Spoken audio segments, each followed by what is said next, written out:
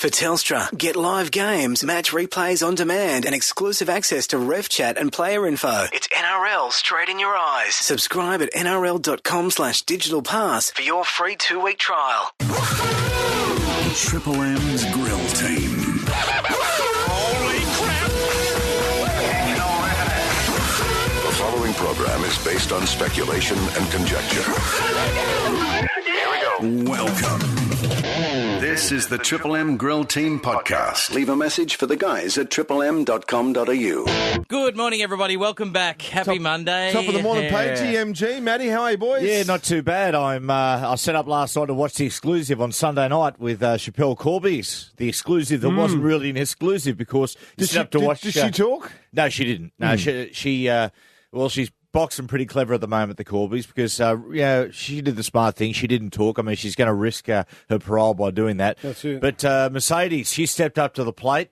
And I tell you what, she's pretty good talent, Mercedes. She talks well, holds herself very, very well. And she came on there. She talked about the whole experience. And of course, we know that Chappelle suffered from depression while she was in jail. And this is her Mercedes talking about Chappelle's mental state while in jail. I was allowed inside her room and I would bathe her. For months, we had to hand feed her, and I'd have to stick her medicine with my finger down her throat, hold a straw to her mouth so she could drink. She couldn't speak. They'd have to, carry her. She was like a zombie walking to and from her room if they did bring her out to the visit to us in a private room because they didn't want anybody seeing the state she was in. It was hard. Really hard. Yeah, there you go. That was Mercedes last night. They showed the reunion between Chappelle and the family, which was fairly emotional. But one of the theories that goes around, which was certainly in the book and in the television show that Channel 9 showed, was that the father had planted the drugs. Well, this was Mercedes talking about that. Could your father have put the marijuana in that boogie bag? There's no way. There's no way. All those rumours that have been said about my dad are wrong. They're untrue. And if my dad was alive now, they would never have been published. They would never have been said because he could defend himself. There was all this talk. It was Australian marijuana. It was high-grade hydroponic. But at that time, we didn't know where it was from. It could have been from Indonesia. Yeah, and just before 8 o'clock, we're going to talk to Mark Llewellyn, who's the producer of Sunday Night, just to sort of query, I mean, she's staying in a 5-star resort there. And Well, Channel 7 said there's no money has changed No money has changed hands. But they may be picking up the bill. Do you think? Yeah, possibly. The resort? It's not $3 million. I mean, there has to be something. Not yet. For last night to get access, to sit in the front seat, get all that intimate access, there has to be a deal done somewhere on the line. So we'll talk to Mark Llewellyn about that. But if you're waking up this morning, it's like going back to the Cold War, isn't it, boys? Russia have basically you would almost say it's a declaration of war on the Ukraine. As we speak, there's Russian soldiers digging trenches on the Ukrainian border, and America have warned them not to become involved. Putin, well, he's just totally He's running his own show, the Russian president, isn't Mate, he? he's doing a very good impression of Stalin. So, so watch that one. That's big news this morning. And on some good news, boys, Australia's Wonderland is coming back. We'll talk about it just after 7. How good's that? I hope they rebuild the Bush Beast, the old wooden one.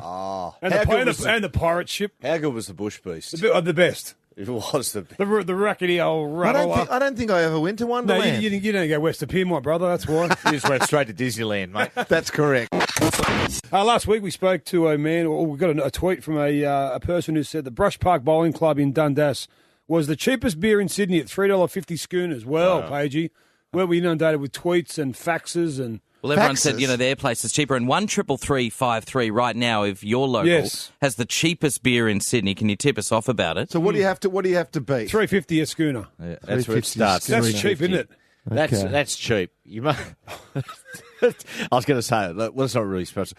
That cheap, you just got to have 12. Mate, that's inappropriate. It is inappropriate. That's under $50. Apologies. Yeah. If anyone's going to school this morning and tempted to pull over and have a beer, don't do it. It's bad for you. Going to school and pulling over for a beer? Well, some kids at 19 going to school. Well, he said don't do it. Don't do it. Yeah, don't.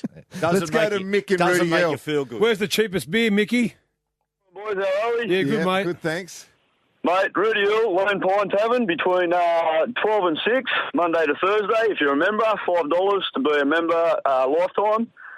Boys, it's $3.50. Oh, that's equal. Mick, we said if you could beat 350, mate. No, Mick, that is, but if you're not near the other joint, then that's right. It could be another closer. 350 Good on you, Mick. That's a Rudy Hill right near the station. $5 for a lifetime membership. Mick's got to probably pick up something about radio there. Mick, you could have just rung up and said, look, it's $3.45. Yeah, or $3. We would have copped that. Yeah, Paul from Mount Annan, come up with something, Paulie. How you going, brother? Good, guys. How you doing? Good, brother. Yeah, good, man. No, beers at the Colo in Liverpool, $3.50 all day, every day. Mate. And the food there is unbelievable. Can I get someone under $3.50? Paul. We said beat $3.50, no, but he lunatics. said all day, every day. There's no membership required, so that wins so far. There you go. There's the winner. And Saturday night. That's it. Well, we have a late entry. Stuart's got a beer price that might gazump you all. Stuart, good morning. How are you, boys? Yeah, very good, mate. Stu. How much? Colonial on a Friday afternoon and Saturday afternoon out at Warrows, $3. Oh, that's a great $3. That's a There great you pub go. there. That's, Wow. You know, that's the most popular pub in Western Sydney. Colonial. What's it called? The Colonial. The Colonial, yeah. What suburb's that in? In Warrington. Okay. They've just done it up beautifully. Well, Let's go to Maroubra. Well, they can't be beaten. $3, they're giving it away. They are, aren't they? Stuart loves a beer. What's your last name, Stewie? Mackay. Oh, just checking. Boy. I thought it was mate. McGill. No, he doesn't Close. drink beer, brother. Champion. Mick from Maroubra. How you going, Mick? Yeah, good, mate. Yourself? Can you beat $3, matey? Yeah, mate. $2.50, Coogee Bowls Club. Oh, get out of there. No way. Yeah, mate. Mick. Wow. What, all day, every day, Mickey? Yeah, pretty much, mate, yeah. Oh, wow. Sounds like Mick. Mick knows radio. That's good. It sounds like the cigarettes There's a are few cheap, loopholes too. in that, by the sounds of this. But $2.50, Coogee Bowling Club. See you this afternoon. See you this afternoon. See you this morning. 10 o'clock this morning. Let's open the bolo up. Let's check some tweets. I love the way you tweeted. No tweeting. It's time to check the tweets. At Grill Team, if you want to get us any time on Twitter about pretty much anything. At John Anafkaul says, boys, heard John Kerry speaking about this Russia-Ukraine thing the other day. Should we be worried about atomic bombs or World War III? This is what John Kerry said. Russia is in violation of the sovereignty of Ukraine. Russia is in violation of its international obligations. Russia is in violation of its obligations under the UN Charter, under the Helsinki Final Act. It's a violation of its obligations under the 1994 Budapest Agreement. Yeah, so Russia aren't doing a lot right. Just explain who John Kerry is again. He's Obama's main man in terms of foreign affairs, is he? Foreign affairs. Okay. And, so what's basically happened is the Ukraine at the moment, there was a school of thought they'll split down the middle. A lot of the younger people under 50 years of age believe that the Ukraine should gravitate towards the European Union, towards the West.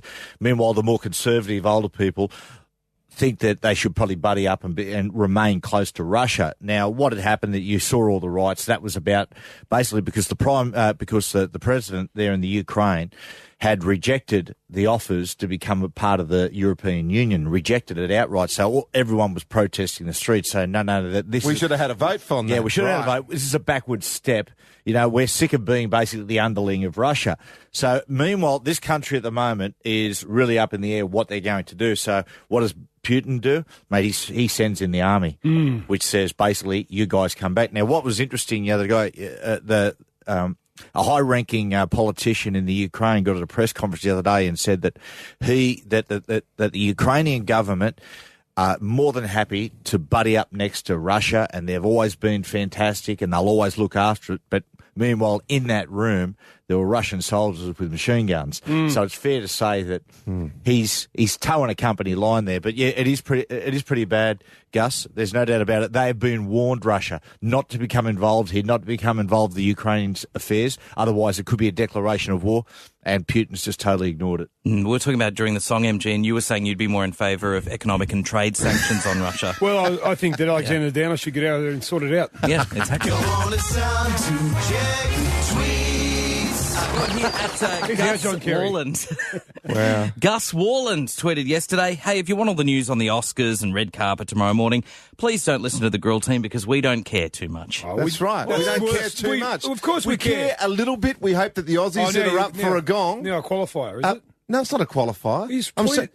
Did you listen, Mark? I said we don't care too much. I only care about the Aussies. Everything else, the red carpet, all that BS. We're talking to Mel Doyle from Channel 7 at 10 to 9. Couldn't give a monkey's about who's Mel. Who's She's wearing a nice what. lady. Who's wearing what and all that, honestly. No, we don't care about that either. But we Exactly. care about who wins. I'm Yeah, who cares if they're Aussies? Like, we want that bird from Blue Jasmine Kate to win. Blanchett. That's it. Yeah. So it's funny because the year that Jacko hosted it, mate, you He were loved like it. dead set. This is Because the an greatest. Aussie was in charge of it, so of course I was fired up. I don't care about other than who's actually hosting it this year. Billy Crystal. Ellen DeGeneres. Maddie's mate. Yeah, Exactly. Should have got an invite. Shane Warne. She'll be shocking. But no, she won't. Oh, she's a Overrated. wonderful performer. She's an overrated joke. She's better than Jacko. She is not. Mate, I'm telling you. This is my lover against your lover now, is it? Yes, it is. Move on. Now, mate, Wolf of Wall Street. Pagey. It's not going to win, mate. It's Pagey, not- It's not it a should good movie, win. brother. I watched it in 12 Years a Slave, and, mate, it was so much better. Oh, But too many people in the academy are 75 years Yeah. old and oh no! So won't like people in the Wolf of academy Wall actually Street. know what they're talking about. So No, they're your nanas. filthy, grubby movie won't win. You and Paige, Maddie and Paige's movie, Well, no Wolf good. Creek 2 should be nominated as well.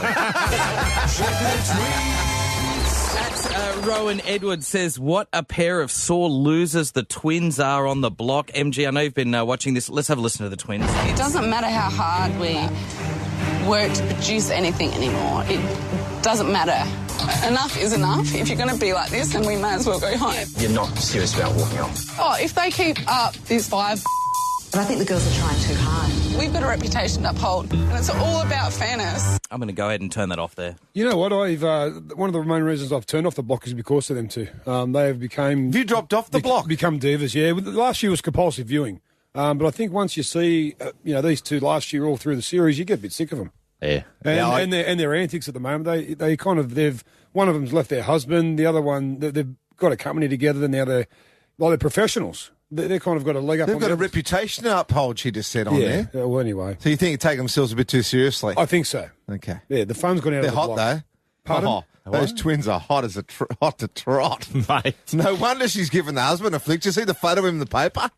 Oh, he could haunt a house. Well, if you could haunt a house with that head. If you and See you, buddy. I'm now got a bit of profile and I'm hot. He would say the same see about your ugly boyfriend. He would say the same about you if you were Victor in a photo. I'm sure he would, and I don't care. Who's that troll? With I your, just Vicky don't care, Warren? though, MG. You can't bag a bloke you don't know. Of course I can. He's ugly and she's not. That's why she's giving him the flick. Sorry, handsome. Apparently he's very sick.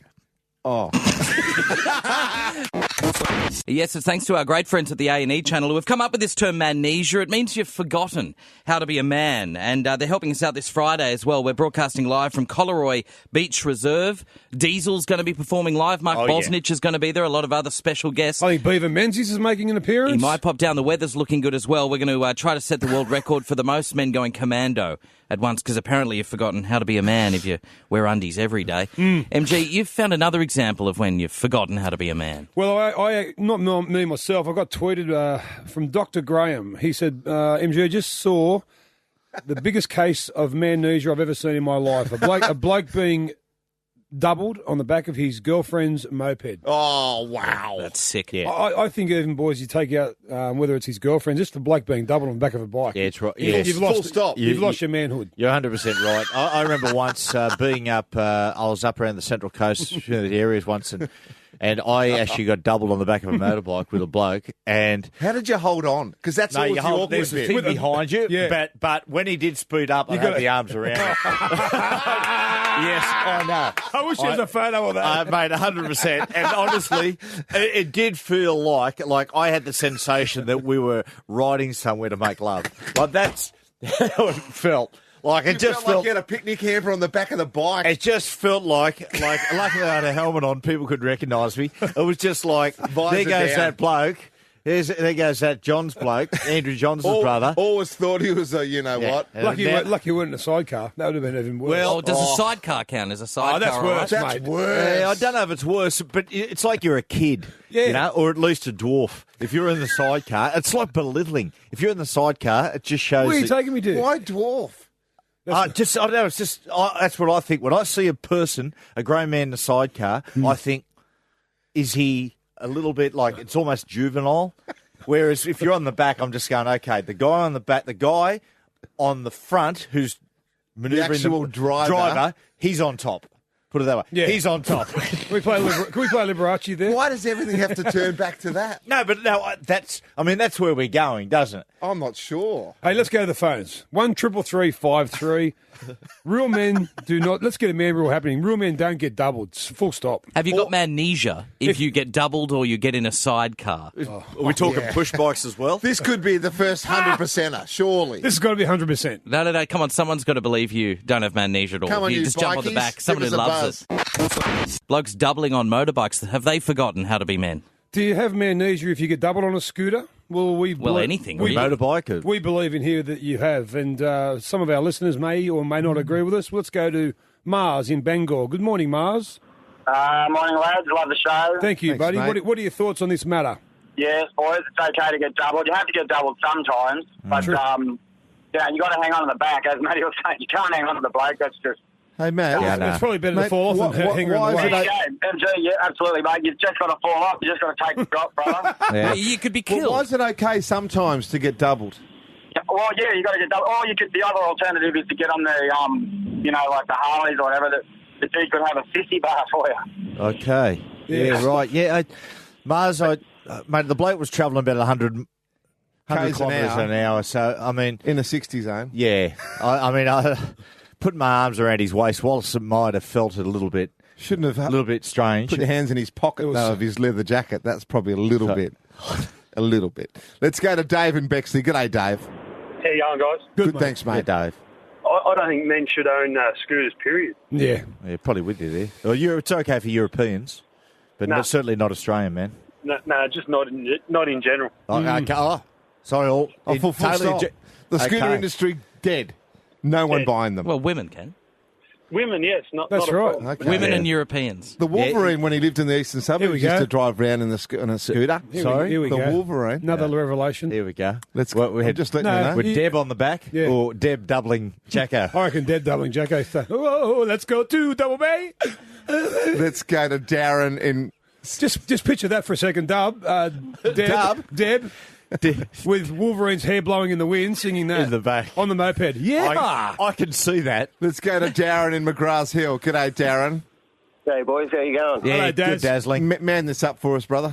Mate, I reckon getting doubled on the back of a moped's a bit wrong. But as far as sidecars go, I used to race them for over 10 years. Oh, really? And there's a Barry Sheen Festival of Speed meeting coming up in about 3 weeks at Eastern Creek.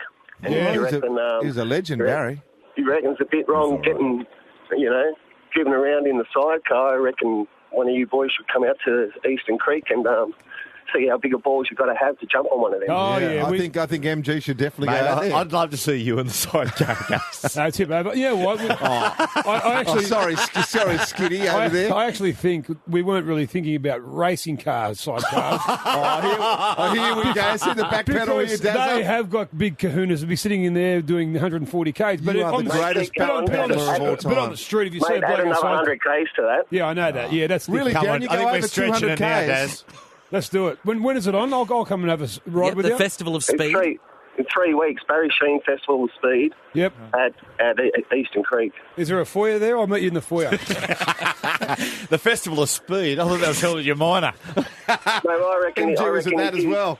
I reckon if you give Annandale Leichhardt Motorcycle Club a call, I reckon they can get you some passes, mate. Okay, good. Mate, it's just a plug-a-thon. Yeah, good on you, stuff. Daz. Well, look, Darren's into it, but 96% of our callers did say you have got amnesia. Thank if you God. get double. Thank you, man. That is the majority. Thank you very much for the calls. Gussie, today in South Africa, the very well publicised trial of Oscar Pistorius is getting underway. Yes, it is. And Channel 7 News last night, I was watching it, and Chrissy Reason did a fantastic job walking us through the courtroom and explaining that for the first time ever, there's a 24-hour station built particularly just for this trial. Wow. Before, they've never had even audio and visual allowed. Now it's a 24-hour channel. We're going straight to South Africa now to speak to Chris. 110 witnesses to be called. It's going to take about a month, Chris, I reckon. Mate, it's set down for a month. I think it's probably going to go longer than that. Look, good to talk to you guys again.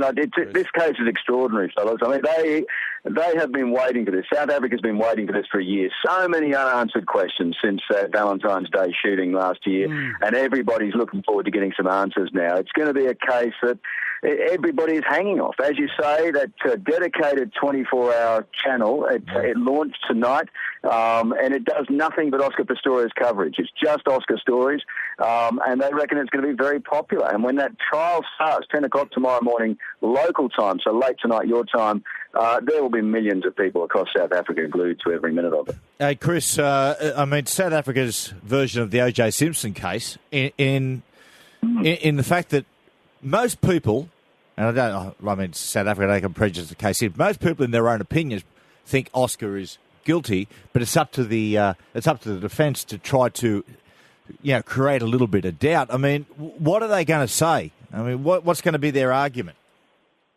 It's a good question. How do they possibly dig him out of that hole? I mean, I'm with you. You kind of think that the evidence is so overwhelmingly against Oscar. How is he going to get out of it? Well, he started by hiring the most expensive legal team in the country. The lead lawyer handling his case, Barry Rue, comes at $5,000 US a day. And as you say, a month, that's going to put him back a little bit of dosh. But basically, they're going to try and pick holes in the prosecution case. Two ways I reckon they're going to do it. First of all they've got to do is produce that little bit of doubt, reasonable doubt. Could he be telling the truth? Could he not be quite the killer that the prosecution are making him out to be? The other thing they'll do is they'll try and attack the prosecution case for the holes, the flaws, the sloppy work from the police. Remember when they first went into that house, that luxury house, they left footprints all through the blood. They contaminated the crime scene, made so many mistakes, and I think they're going to be relying a lot on those sorts of mistakes to try and pull apart the prosecution case. Chris, can you explain just the status of Oscar Pistorius in South Africa? How big is this bloke?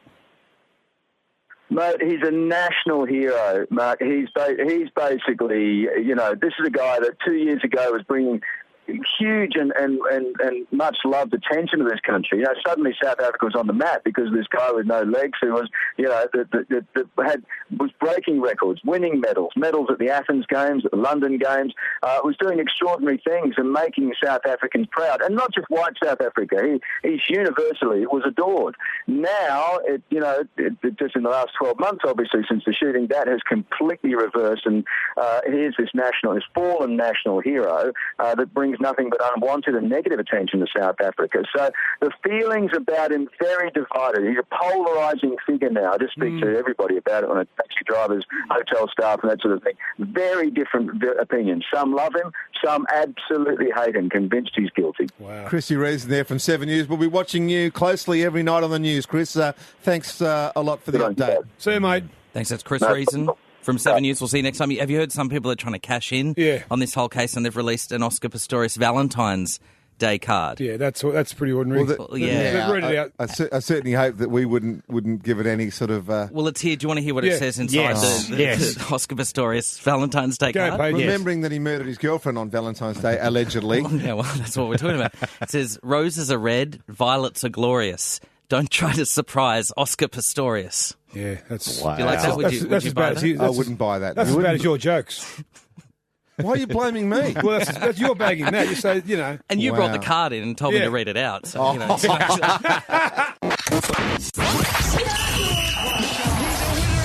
Grill Team's Sports All In. The Mazda BT50 Utes. More power, more features, more value. See your Mazda dealer today. The big Sports All In on TripleM Breakfast. The Waratahs. Well done to the Waratahs. Geez, they're playing great football at the moment. And in rugby union, there's no doubt the last few years has been criticised. It's been in the doldrums, particularly in Australia. But boy, oh boy, the Waratahs have breathed life into the Super 15 competition from an Australian perspective. Is Michael Checker, firstly, the coach. Well done to him. He's got a bit of Bull Fleeman about him. He's a knockabout bloke. He understands players very, very well, and geez, he's got him going good. Israel Folau, 3 tries in round 1. 2 tries against the Reds on Saturday night. Israel Folau, at this moment, I think is the best rugby union player in the world. God knows where he's going to be in 12 months' time. And Kurtley Beale, just playing sensational football. The Waratahs, they started the season saying that they're looking forward to doing some big things this year. And like they always do, but they're actually backing it up now, They're backing it up. Beale and Folau, what a combination. Bit of history was made in Queensland on the weekend, boys, when Papua New Guinea's new rugby league team beat Redcliffe in the Interest Super Cup 24-18, which is basically the same as our New South Wales Cup here in Sydney. The giant World Cup hero, Wellington Albert, is already on Penrith's books, and as PNG Rugby League chairman Sandy Starker said, NRL scouts don't come to New Guinea.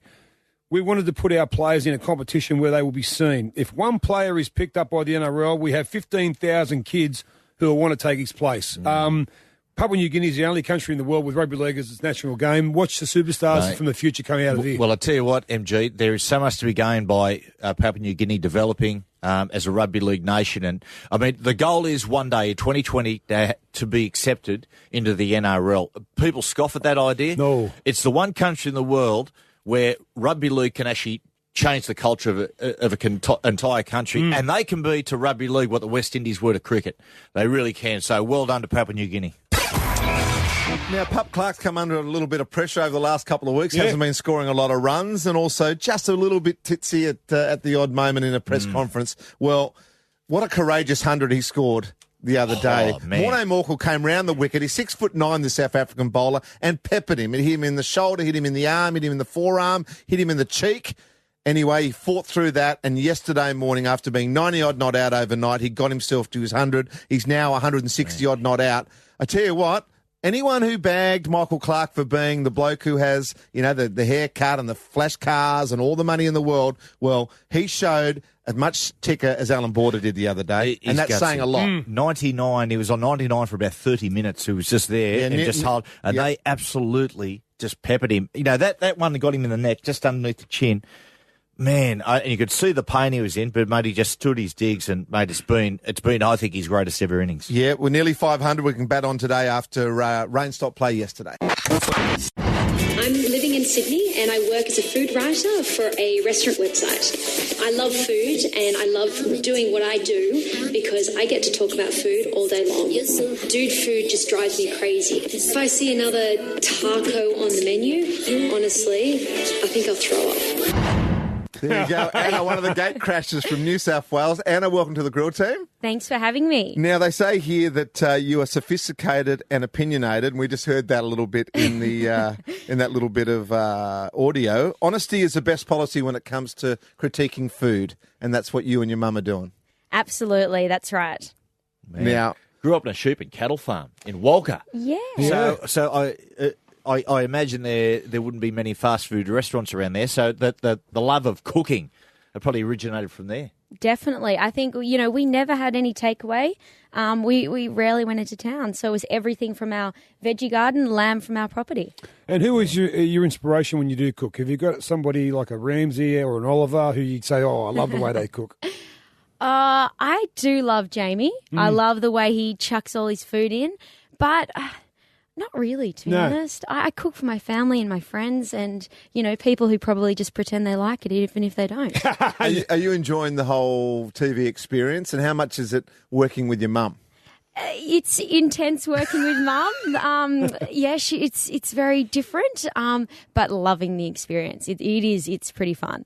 And so what's the job of a gate crasher? When you go in there, do you get prompted by the producers to say, hey, listen, don't be afraid. You're coming in late, but don't be afraid to ruffle a few feathers. Do they prompt you a little bit? Oh, I don't think we need to do anything. We automatically ruffle feathers. Honestly, everyone doesn't seem to like us very much at all. Why is that? What is it? Just because you guys it's like they've established their ground and you're trying to go in there? Yeah, we're stomping on their home turf. It's more competition for them, isn't it? I mean, you're a chance of winning now without what they think are doing the hard work to start with. Absolutely. Well, we had the girls on there who were very controversial. Actually, Gussie's favourites. Yeah, well, you won with them last night. Yeah, that's right. What are they like behind the scenes? We've had them in here and they were lovely, but are they as bitchy as we see them in inverted commas on the box? I think Kelly is pretty damn opinionated. She really is. And I think that, as a few of the articles have said, she does come across pretty, bombastic. Yeah, that's it. Chloe, I love Chloe. I really get along with her. So, the girls... you've got to love them as they are. Yeah, of course. And if any blokes are out there, because you are easy on the eye, you are engaged to Andrew, your partner of 8 years. So yes, I am engaged. How's he Are you glad now that you're engaged, or do you feel like it would have been better perhaps to have this TV experience and see what else is out there? Like, you never know who you meet, who you could meet. That's true. But I mean, come on, let's be realistic. Like marriage, being engaged, does it really matter? Like, yeah, exactly. When you people get divorced. That's when a you fair first point, come Anna. in, we all introduced ourselves. You said, Warren, I know that name. I had a bitch of a teacher who... No, excuse me. Yeah, my wife... Don't put words in my mouth, I'm sure my alright? wife did teach you at PLC Pinball way back sort of 14 years ago now, so... I'm definitely sure, actually. Vic's a champion. We love Vic's. Yeah. Well, you just called her a you-know-what. I'll tell you what else you did as a kid. Someone told me you're a rugby union player as a kid. Is that true? You played rugby? Is that true? Yes. How did you know that? I have my people out there who do research. Okay, now they tell me that you were had a bit of speed and that you had potential to go all the way. Well, I don't know about that. I did play rugby. This is the second bit I'm not so sure about. So what got you as a gorgeous young girl from Walker? Why rugby union? Because it's, the best sport. And I felt bad coming here because I was like, league, it's, Yeah. And I'm a union girl all the way. When did you give it? Did you give it away? When did you do? Oh, I had to when I was 13. You're not allowed to play. Yeah. And I wrote a letter to rugby union New South Wales saying this is not fair because I was pretty pissed. Yeah. And they were like, well, obviously you can't. It's just the way it is. Well, that might be why you didn't get the job, because you were drunk while you wrote the letter. That's it. Otherwise, Thanks so much for coming in, Anna, and look forward to seeing you and your mum again. Of course, My Kitchen Rules, which is just absolutely hammering the ratings. 2 million people every night watching it. 7:30 tonight on Channel 7. Anna, thanks for coming in. Good on you, Anna. Thanks for having me. It's the Grill Team on Triple M. Boys, some good news. Look, the Wet and Wild has been unbelievable for the people, not just the West, but the people of all of Sydney. Yeah. They've loved it. They've embraced it. Well, Wet and Wild. Yeah, it's been sensational. I went again last week when there was no one there. It was, really? Yeah. Mate, he's all over it. MG just sneaks off sometimes, doesn't even take the kids. No, it's going just goes in his dick stickers, goes by himself. I don't go on dick stickers. Yes, you know you do, that, mate. Spotted Mark guy. Anyway, a plan to reopen Sydney's Wonderland. Remember Wonderland? Wonderland opened on... How long's that been shut for? 10 years. Oh, Jesus.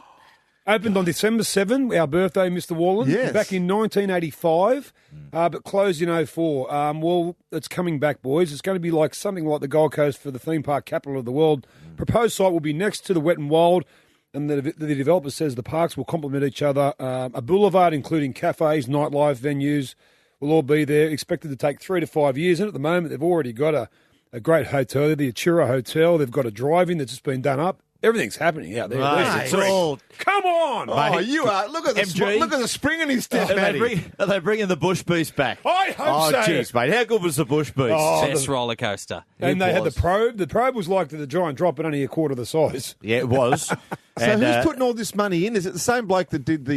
Geez, you're a worrier. You asked me that. Geez, you're just a worrier. I am, because, I love all this sort of stuff happening, but I do worry that people sort of talk about it and then haven't got the goodies to come up with the cash. They said the Wet and Wild was the same type of thing, and then all of a sudden it's been one of the success stories of Australia this last 12 months.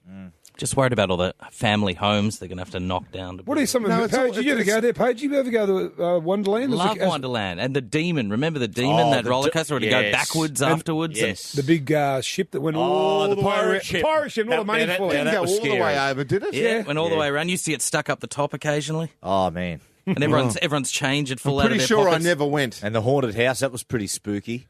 What about... Oh, you just That went straight doesn't to... surprise We said me. before, you said you just bypassed, you just went straight to Disneyland. Yeah, of course. Why? Well, because Disneyland would be better. What? Oh, come on, It's in mate. Los Angeles. Wonderland was when Wonderland closed. It was like Are you losing telling me that Wonderland in Sydney's West is better than Disneyland in Los Angeles? At the time it was, yeah. What time was this? Was that when you and your minor and on the, what? Mate. Because you must have been. What about you, Johnsy? Mate, it was better. Anyone that thinks the Disneyland in LA is... In LA? What's that? LA. Is that your LA accent? Is better than Wonderland. Mate, you I can guarantee it was better. You know, that's the thing about you. You don't support the troops. Have you been to Wet n Wild? Wonderland used to let the troops in for free, which I'd love to go to guts the skin. I'd love to go to Wet n Wild, but I haven't been yet because I know like all the queues and stuff. Plus, I can't go on most of the rides because I'm a bit chubby. A community announcement, everyone. Listen up. There are gold diggers out there who are trying to, who are interested in nothing more than marrying a man for his money. Now, this has come about because a study of 300,000 interactions of singles by an online dating site found men looking for love were more likely to be contacted online if they earned above $80,000. And if they hit $150,000, if they said that's what they earn a year, whoop-de-doo, just take your pick. Went through the charts. Now, it's listed on here. The city which has the most gold diggers, a percentage, and then it's got the least as well. Firstly, guys, what city in Australia do you think has the most gold diggers? Sydney. I would say Perth. Okay, with all the mining boom over there. Okay, well, Sydney come fourth. Number one was Townsville. 25% of people on this site that got on there from Townsville were only interested in the money.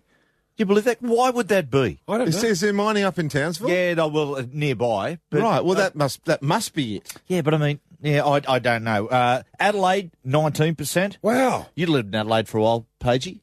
Bastard of a joint. Is it? No, a lot of gold diggers up there. No like women interested in nothing but your money. Not that. Well, I didn't have any money, so not that I found out. Okay. I'd take Townsville over Adelaide. And then Perth at 18% MG. So okay, now guys, I want to ask the city which has the least amount of gold diggers. What do you think? Tasmania. That's a state. Oh well, Hobart or Launceston. What about Canberra? Canberra and Newcastle. 10%. They equal, are they? Yeah, that's it. And Newcastle. When I thought Newcastle, because it's a blue-collar town, and I thought, well, that's probably the reason. But Canberra, I mean, that's totally different. That suits. That suits. Well, so that's it. If you're looking, and Melbourne 11%. So well done to Melbourne. Melbourne has that sort of feel to it, it's a bit more of an earthy town. And I think reckon? Sydney can be a little bit. I think Sydney and Melbourne are both. Do you want someone? Tosser towns to a certain degree.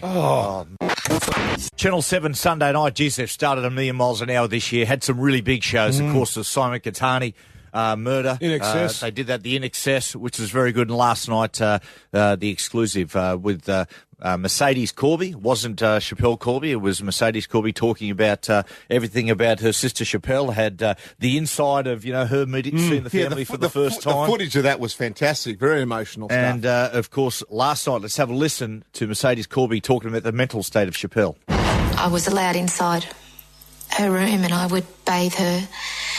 For months, we had to hand feed her and I'd have to stick her medicine with my finger down her throat, hold the straw to her mouth so she could drink. She couldn't speak. They'd have to, carry her. She was like a zombie walking to and from her room if they did bring her out to the visit to us in a private room because they didn't want anybody seeing the state she was in. It was hard. Really hard. And on the line, we've got the executive producer of Sunday Night, Mark Llewellyn. G'day, Mark. How you doing? Hi, guys. Good. Yeah, Mark, it's been a big start to the year for Sunday Night. Been a lot of controversy around the Chappelle Corby situation. I mean, you guys, of course, were raided by the Australian Federal Police, wondering if there'd been... Yeah, that's always fun. Yeah, that's a lot of fun, I imagine. Mark, to get the access you did last night, no money's changed hands. Yeah. Has there anything been done? I mean, are you guys footing the bill for the hotel, anything like that? Yeah. We pay for the hotel, pay for the security. When that was also for our people, but part of the reason we got this deal, to be honest, is a bit of old-fashioned thing. I went up and met with Mercedes and got to know her. She got to know me, and our discussions were pretty much along the lines of, how do we make this story happen? The surprising thing, because a lot of people think you go up there and they want you to do a soft story, was that the first thing that she said and the first thing that I wanted is that no question is off limits. Wow. I just want a story out there that is credible. And from there we went. So when she was released from jail in those chaotic and crazy, insane circumstances, one of the things I said we'd do is we'd make sure that we looked after their security and have a place to stay until it quietened down, and that was pretty much what we did. But other than that, they wanted to do it because we got to trust each other. Yeah, nice, like you said, good old-fashioned stuff. Now, what are the odds? Because you are kicking goals, mate, at the moment. It was nice to see Mercedes last night, but of course it's not what we ultimately want. We want to see Chappelle. Are we going to see that interview next week, this year, next year? What are your thoughts?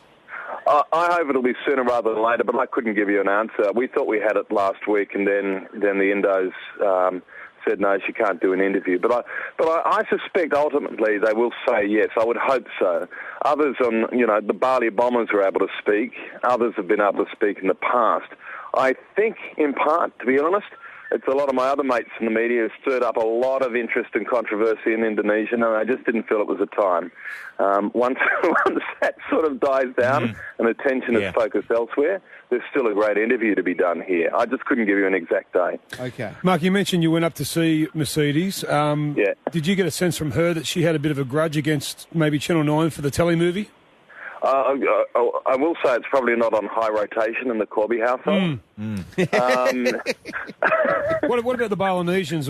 What's the perspective from the locals about Chappelle in particular? I think in some respects they're kind of amused by all the attention, by having so many Aussie journos up there and the chaotic scenes that you see. Others, they just don't like the drugs trade, so there's a fair amount of negativity about that. And others, I think they feel that she's probably done her time, served her time, and needs a bit of a break. Mark, you spent, as you said, a fair bit of time with the Corby family, in particular Mercedes, and Mercedes continued last night to say that she believes it could have been baggage handlers. Do you think Chappelle's innocent?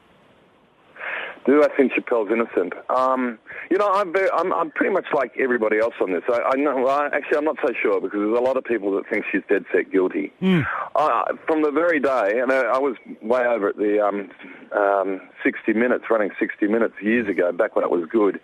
And we got the first interview with Chappelle, and I've always found it just too weird for words. Why would anyone want to put that much dope in a boogie bag going to Indonesia? And I do know that there were baggage handlers corrupt at the time. But by the same token, nothing surprises me about Australians entering other countries and trying to import drugs. Yeah. So if you want my honest answer, I'm a bit mixed up on this one. But listening to Mercedes, I defy anyone not to be convinced by her passion and her belief. And that's actually had something of an influence on me. Of course. So, to be honest, I'd love to hear Chappelle answer the questions that Mercedes and Chappelle in conversation to Mike Willis has said she will answer. Yeah, we're looking forward to seeing that, and of course we'll see it on Sunday night at some stage. Mark, thanks so much for your time this morning, and congratulations on what you're doing so far this year. It's been great. Oh, beauty. Thanks, guys. See you, mate. Reveal Triple M's Supergrass.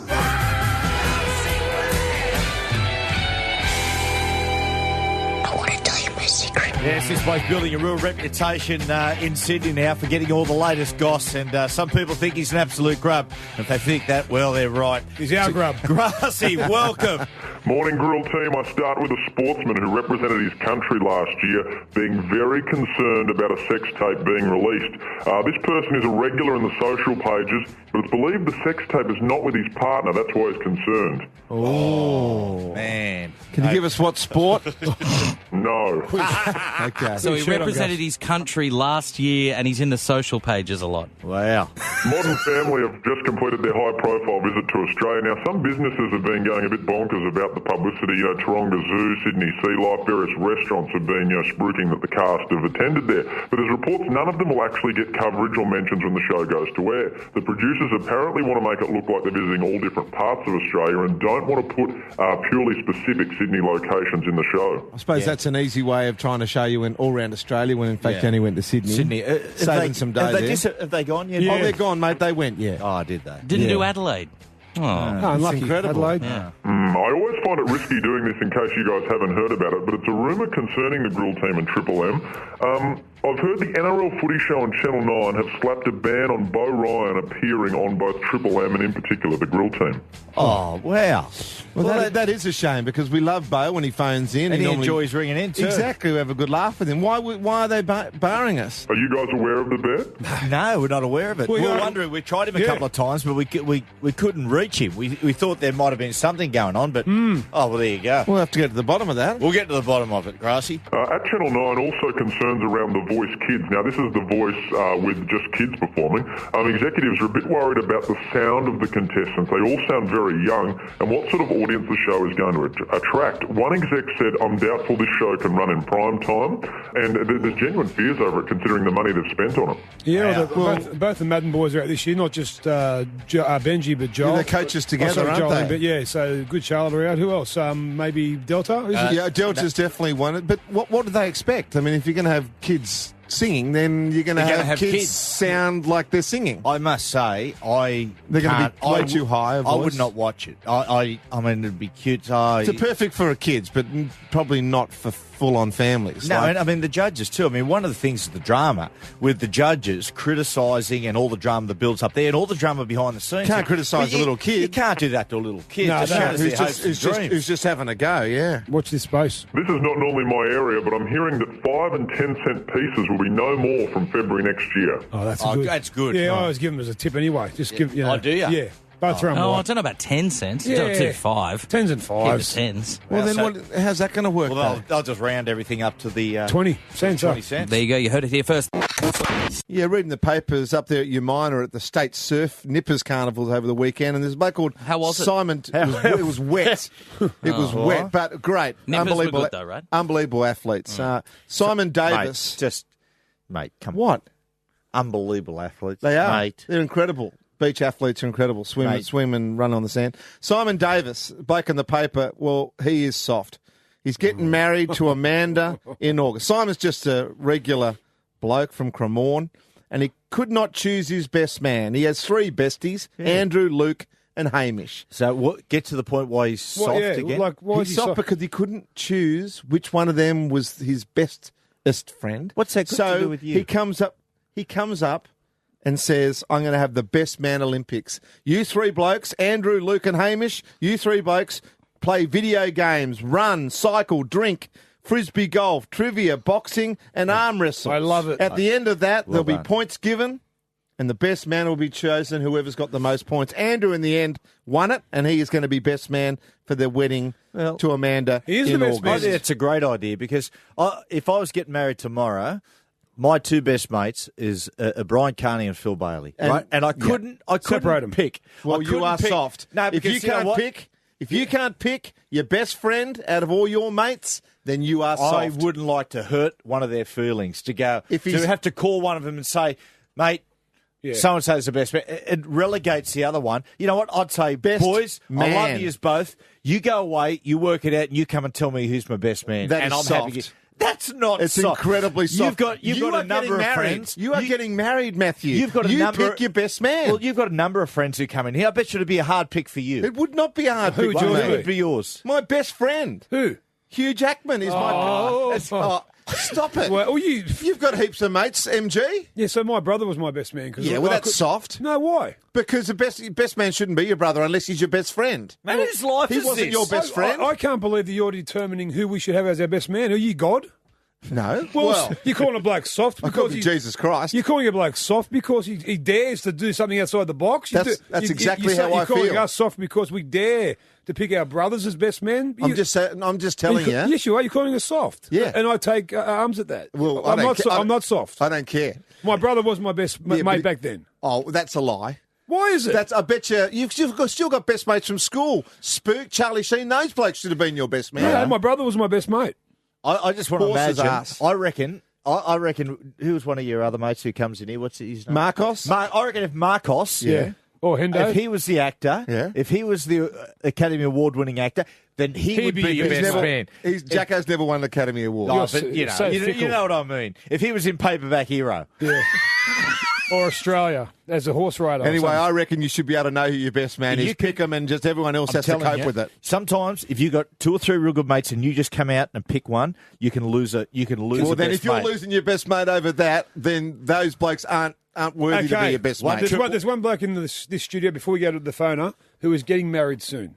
I How did you determine your best man? I have 4 mates, very difficult to switch between them. I picked the one who's already married so he can give me advice and things like that on the big day. Right, so you picked one out of 4. Yeah. So, well played, Paige. Thank you, Angus. You aren't soft. But if anybody knows Simon Davis, by the way, they're 133353. I'd love to get him on the line for you to say it to his face. I'm happy to, mate. You don't even know the bloke, you're calling him soft. Correct. Oh, come on, mate. That's popcorn the kettle, He's bloke. very That's sick, right. Simon. So anyway, nonetheless, 1-333-353. Having the chat about choosing your best man for the wedding, it can tear people apart. I mean, you make the decision, but people have lost friends over this. Yeah, I suppose people have. You just got to make the call and stick with it. You're getting married next in a few months' time. Yeah. Right? You had 4 best mates. You decided, no, I'm going with the one bloke. What's his name, by the way? Who's got the job? Daniel Sutton, who's married. Oh, yeah. Well, But he's a lunatic. He's perfect. Don't you think Best Man Olympics is a novel way of Well, there's a determining? bloke in the paper on the weekend that just couldn't decide between his 3 best mates.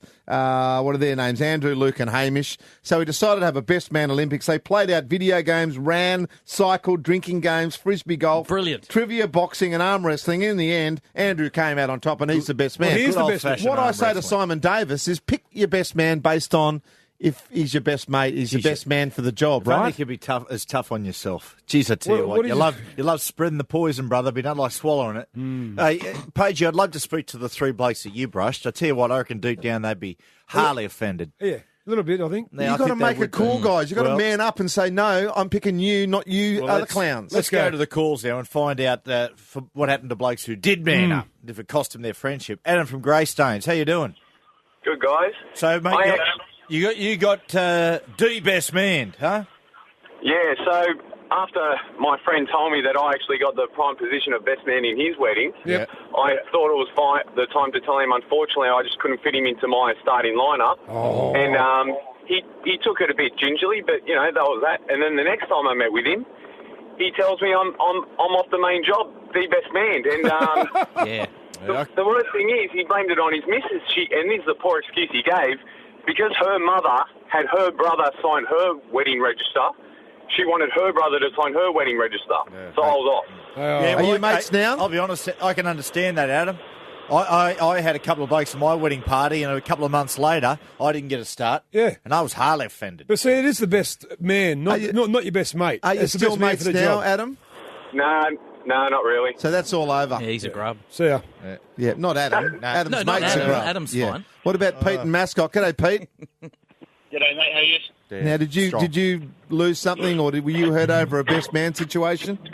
Yeah, I got asked to be a best man at a wedding, and then a few other guys in the circle of friends got a bit jealous, and then what they done was had a secret Bucks night, and they didn't invite me. Oh, what? Oh, because they were jealous of you. The priory. Yeah, pretty much. I'm pretty sure that's what it was, unless it was something else. Yeah, Are you mates with this group now, Pete? Ordinary bloke. Nah, not at all. I haven't spoken to them since the wedding.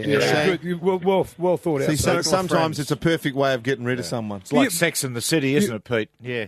But There's nothing like Sex in the City. But you keep saying that think it it's is. the best man. It should be your best mate. It's not your best mate. Otherwise, all these blokes would have their best mate still with them. Most of them haven't got their best man anymore because it's the best man for the job then. Oh, mate, are you still talking? Fair dinkum, mate. Go give yourself an uppercut. Are you high? No, not. you You back in your minor. Glenn at Narellanvale. G'day, Glenn. G'day, boys. How you going? Hello, Glennie. What happened to you? Look, my young bloke's getting married in December. Yep. So he's got 4 groomsmen. One of them's my son, and the best man is me, his father. Oh, how good's that? Now, Glenn, is that because you're best mates, or is he thinks you're the best man for the job, or did you sort of make him feel like he had to? No, we are best of mates. Like, I'm 51. Last year we played all-age soccer together, you know. Oh, how good That's nice. Things like that. Like, you know, I mean, I've got an older son that's 30, so I was never home. You know, I worked hard, did whatever. This young bloke, I've had a bit of time with him. And we're the best of mates, you know. I hate him on the golf course because he flogs me. Yeah. But no, I know. I was rather surprised. I was quite shocked. You know, he came up and said, "Dad, we're getting married," and I said, "That's good, son." He said, "I don't know how to say this," but he said, "I want you to be my best man." You would have cheered up. You sound like a good man. Good on you, Glenn. Geez, I hope when my boys get married, I hope I'm best man. I Glenn, you've set the height. that. You're a lucky man, I Glenn. doubt that Jack and Cooper will ask you to be best man. I just do, mate. Why? Hey, I'll take exception to that. I might be a shit husband, but I'm a good father. Check the tweets. Thank you to the sweet there in the country too. At Grill Team on Twitter, if you want to get us some of these tweets coming in during the show. At Walker77 says, fellas, take a listen to this. Send us the link to 9 News. How about this bloke on the news last night? On Friday night, his 19-year-old daughter was picked up for alleged drink driving. When the 37-year-old drove to Toronto Police Station to collect her, he was also breath tested, allegedly blowing .192. Less than an hour later, he was back behind the wheel, picked up by officers here on Thorn Street. But they didn't have to take him far. The police station is right across the road. This time he blew .19. Then, last night, he was picked up again with a reading of .159, receiving his third high-range drink driving charge, his second driving while suspended charge, and another of negligent driving. Well, just when you think you hear everything. 3 times in 2 days, and the daughter too. Up at Newcastle there, Toronto at Lake Macquarie. And it's funny, I watched that RBT show and my youngest son yells out, Dad, they're at Newcastle again. They'd have no show if it wasn't for about that Lake Macquarie area in the Central Coast. I enjoy a beer up there, but if you enjoy a beer, think of Plan B. Yes, that's right. 3 times in 2 days. Come on, buddy. I love the way you tweeted. No tweeting. It's time to check the tweets. At Jordan Mullally, as Tex tweeted us, rather, he said, spotted, boys, spotted, a big celebrity. An angry Gus Worland on the F3 yelling out the window and pointing at road signs. What That couldn't be true. You wouldn't do that. That's true. I was driving up to Umina for the state nippers, and I just can't stand it, boys. Well, Blokes, the nippers? What's wrong with them? No. So car I full love of the nippers. Car full of kids. Yeah. No, I was going solo because I was going up and down trying to play cricket. It rained off. Anyway, that's not the point. There was not just one bloke, but lots of blokes sitting in the middle lane. There's 3 lanes as you go up towards Newcastle. They're the troops on their way to a mission. Sitting in the middle lane. Yes. Okay, going just under the speed limit. Look, it's very, very easy. There's a big road sign that says, stay left unless overtaking, okay? So use the left-hand lane and let people going past you in the middle lane and the right-hand lane. It's as simple as that. So this bloke kept on sitting in the middle lane, so I ran down my window and I shouted at him, hey, blah, blah, blah. What? Get in the left-hand lane. Can you tell me something? And then I pointed at the road sign which says keep left unless overtaking. He then flicked his lights and then moved over to the left-hand lane. And then I put my hand out with a big thumb going, well, hey, Was it thank raining? you very much. Was so it I've raining? educated someone. Was it raining? Was it raining? You meant to take 10Ks off your speed in the rain. So, yeah, get the left-hand lane, champ. Gus, do you think that you have, do you reckon you got anger issues behind the wheel? Definitely not. Because I've followed you a few times, and, mate, it's just, mate, last week, I saw you give someone a your nose is growing now. Mate, it was your head was out the window screaming at someone like there was spittle coming from your mouth. You were so fired up. That's rubbish. And besides, mate, you were doing 180, I believe. Was that pregnant lady? No, but seriously, why? So I always see the middle lane as the safe lane. So do Because I. the left Well, line, that's wrong, idiot. well, Get in the left-hand lane. The left lane disappears sometimes up It there. doesn't, That's right. mate. So you get know around what? me. You know what, big fella? When it goes merging from 3 to 2, then merge sure. into the middle lane, okay? Then that's the left lane. Okay. So stick in the left lane unless you're overtaking. It's not hard. Okay. Come on, it's time to check the tweets. At Mitch_Dawn has got us here on Twitter and says, was a huge supporter of the Mardi Gras. All for it. Lots of gay friends, but said walking to grab brekkie and coffee with the kids on Sunday morning, surrounded by, through the city. Surrounded by off-their-face blokes in arseless chaps. He goes, can we wrap it up on the day and not Sunday morning? Who's this idiot? Mitch Dawn. Mitch. Okay, who takes their kids out for a coffee and a brekkie a couple of hours after Mardi Gras finishes? That's just 11 o'clock in the Let the morning. Mardi Gras continue for another day, then take them somewhere else, brother. Is it honestly? Can I play devil's advocate for Of Mitch course there you for can. a second? Is that the gay and lesbian Mardi Gras is a celebration of gay and lesbian culture moving into the mainstream, which it has. Do you think it's gone past that sort of time where, 11 o'clock the next day, you're walking down around there. And there's blokes and arseless chaps on the Sunday morning. Is it gone? Have we gone past that? I think a little bit. I think it has. Let them have their weekend, I say. Why not? It's funny. Go somewhere else for a coffee or a buddy egg and bacon roll. I went down to my local, and the young girl who was serving down there, I've never seen her so excited. Like, she was going, she goes, Maddie, are you going to the Mardi Gras tonight? And I went, mate, I'm not. She said, why not? It's raining. And she said, why not? And I said, I don't know. I just feel like, because I don't know, maybe this is misguided. Because I'm heterosexual, I sort of feel like out of place. Is that fair? I think everyone's welcome. I think as a young bloke. Well, she said to me, just come along, you'll have a great time. Yeah, you should. It's a celebration. Jump on a float even. Great celebration. Next year. Yeah. Next year. Reg Reagan could go. Well, why don't we do next year, TripleM Grill Team float? Well, I'll say yes. Yeah, well, of course you will. I'm in. I'll drive it. I'll drive the float. I bet you will. Midday Sydney time, the Academy Awards will kick off. The big ones, the ones everyone wants to win. Who do you reckon will get Best Picture or who deserves it? Oh, well, who deserves it? That not going to be The Wolf of Wall Street. That was pretty average. I think I honestly believe Wolf of Wall Street deserves it. If it's on pure entertainment, it deserves it. I think 12 Years a Slave is a brilliant movie. It's a terrific movie. It's a heavy watch. It's a different type of film. But The Wolf of Wall Street is absolutely outstanding. Yeah, American Hustle very similar along them lines. The American Hustle set in the 70s of really Bale in that Christian Bale. Superb. Well, boys, let's go there. Let's go to the red carpet. And we just saw on the telly Mel Doyle from Channel 7 wearing a gorgeous red dress. No rain over in LA at the moment. Mel, how are you feeling? Are you enjoying the build-up? Hi, guys. Hey, Mel. Oh, I'm lovely. Happy to talk to you. How is it? It's raining. What are the chances? They always tell you that it never rains in LA. So I get here, and it's been absolutely bucketing down since I arrived yesterday. So I'm standing here on the red carpet. Look, it is a little bit soggy. All the bollards are wet. So the Oscar statues, they've just taken the plastic off in the last minute. The Oscar was covered in. So they had the whole thing covered in a big tarpaulin yesterday. Apparently someone made a decision last night at 7 o'clock to bring it all down, which they did. And that's been raining. So anyway, they keep assuring me it's going to stop in plenty of time, but very, very wet. It's bad for a girl that's just spent an hour doing her hair. Oh, yeah. I know how you feel. Hey, Mel, where's all the smart money going, honey? Who are the favourites for the main Oscars over there?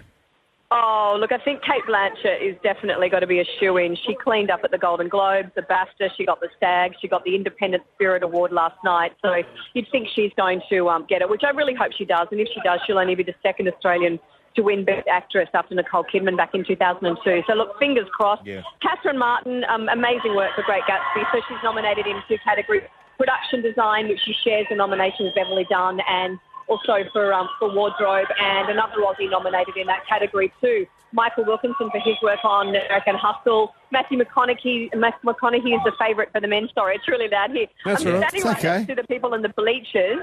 So there's 700 of them. They go into a lottery. 20,000 people go into a lottery. They get 700 tickets, and they keep practising their cheering. And they've been practising their cheering for about probably 3 hours now, and I'm thinking, guys, you're standing the same. Why are they going to get better? But anyway. Hey, Mel, who you looking? Go again. There they go. That's for you, Mel. Practice. Hey, Mel, who are you looking forward to interviewing, and who have you been warned about? Oh, I was warned about you boys. Professionally, I'm hoping that Kate Blanchett stops for a bit of a chat. Personally, I'm hoping George Clooney does. Yes. Oh, yeah, well. But you never know. I don't think George is interested in you, Mel, so don't worry about that. Hang on. Hey. What? Don't. Oh, come on. I'll do a postcard for Lake Como, shall I? I think we all know where Georgie likes to... Mate, he's a coffee bean maker. I've never heard that. What are you going I'm on going to about? stay silent right now, boys. Yeah, Gus has got an you like exclusive. getting me in trouble. Yeah. Oh, good on you, Mel. Great to hear from you. No doubt we'll be watching you later on today during Channel 7. So all the very best to you, Is there anyone you want me to wave at on behalf of you guys, or get a number or call out or something? Leonardo. After watching Wolf of Wall Street, there's a guy I'd like to party with. It's so not the answer I was expecting, but fair enough. Pass on your number. See you, Mel. Mel Doyle from Channel 7 on the Oscars red carpet. Thank you very much for your time. Because I'd heard a rumour that George Clooney and Sandra Bullock were dating. Yeah, I don't think that's the case. Why is that? Because one of them are married, or no? I don't think so. I don't think they're interested in each other. Why? Really? Yeah. You seem to know a lot about Hollywood. Break. You got to tell me more about this. About George Clooney? Yeah.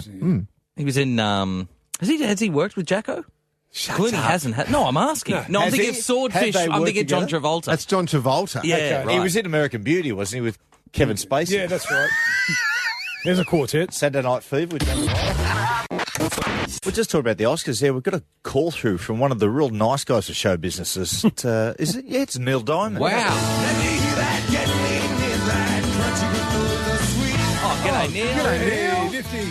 Hey guys, it's me, Neil Diamond. Oh, yeah. How you going? Nilo. Hey, I was just threatening someone with a knife, and I heard you guys talking about the Oscars, and I thought I'd toss you guys a bone, an exclusive. Oh, please do. That'd be great. Yes, please. Hey guys, I'm playing the Oscars. About freaking time. Song blue, everybody knows one. Yeah. What a great Can't voice. wait. Yeah. So what's going to win Best Picture? Guys, it has to be 12 years as a slave. It's a story of a man who loses his freedom to slavery. He's beaten, bashed, and it really highlights the cruelty on which one human can inflict upon another. I was in tears. Really that sad? Oh, no, it was absolutely hilarious. Thank you, Neil. So Nifty. Maybe not one of the nicest guys in show business. A lot of rumblings coming out of AFL of big news breaking today, and we asked Eddie Maguire about it on TripleM Melbourne, about what he'd heard that was going on. Take a listen to this. Well, you asked me to find out what was going on. Yeah, well, what is going on? At 10 o'clock this morning, Andrew Demetriou will resign as the chief executive of the AFL, effective at the end of the season. And take it as a given, this has got to do with the Asada investigation and the old Essendon drama. There's been huge criticism over the way that Andrew Demetriou has handled it. But it's the end of the season. Why not right now? I'd say he just wants to probably give the impression he's going to leave on his terms. There's no doubt about this. This is a huge blow for the AFL, regardless of what you think of Demetriou. He ran it like a dictator. Some people didn't like that, but the results were unquestionable. Speak for themselves. They speak for themselves. So, boy, that's a big one. You would say Andrew Demetriou. Shanda Royal was, of course, was a casualty of the Asada investigation, but now one of the real big dogs, Andrew Demetriou, standing down at the end of the season. The man, he once seemed untouchable, but it's caught up with him. Well, everyone has a lifespan in a job like that, surely. 10 years at the top of a sporting code is actually a long Mate, he got record time. numbers for the television rights back a few years ago. He's been a really good administrator, but I think even in the end, he kind of got a little bit too carried away with his own importance. All right, well, hey, let's give away some money, boys, before we go today. Thanks to Makeover Mondays, new porn stars and American Restoration tonight from 8:30 on 7 Mate, Channel 73. You've heard about this, the Facebook using the virtual Triple M stickers. Well, it used to be a very historical thing. We're very famous, Triple M, for the stickers, but now we've got the virtual ones, which you whack on a photo on Facebook, and, well, we've got a very good winner today. Well, this is Constance. The photo here is put the Triple M bumper sticker. Looking and fantastic, Constance. Probably too good looking for a Triple M listener, if anything, I'd say. Oh, come Constance. on, mate. Come on. Let's yourself. speak to Constance right now. She's from Monterey, and she won $1,000. Congratulations. Oh, my God. Thank you so much. No worries at all. It's really exciting. So, Constance, how long have you been listening to the Grill Team for? I've actually only been a new listener, so I started around a couple of months ago because my fiance's band has aired on your station.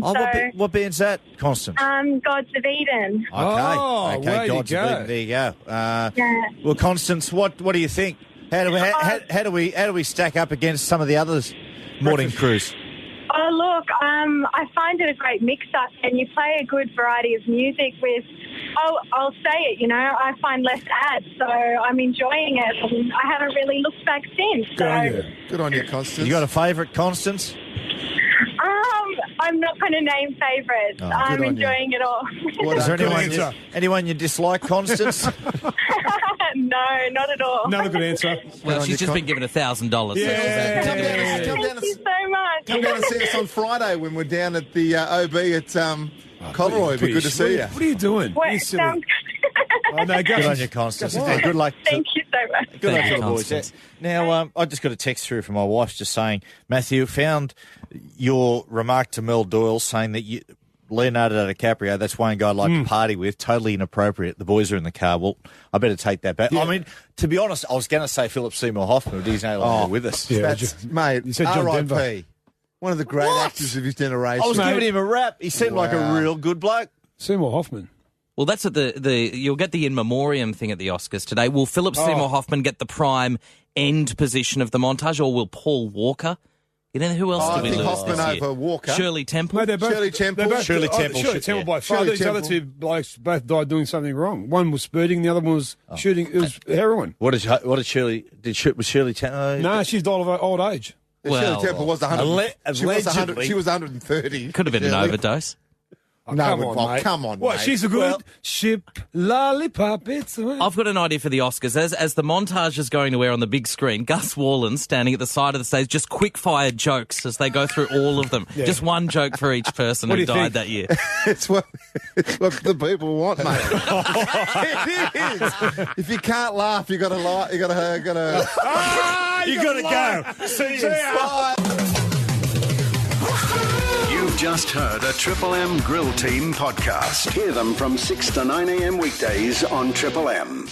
For Telstra, get live games, match replays on demand, and exclusive access to ref chat and player info. It's NRL straight in your eyes. Subscribe at nrl.com/digital pass for your free 2-week trial.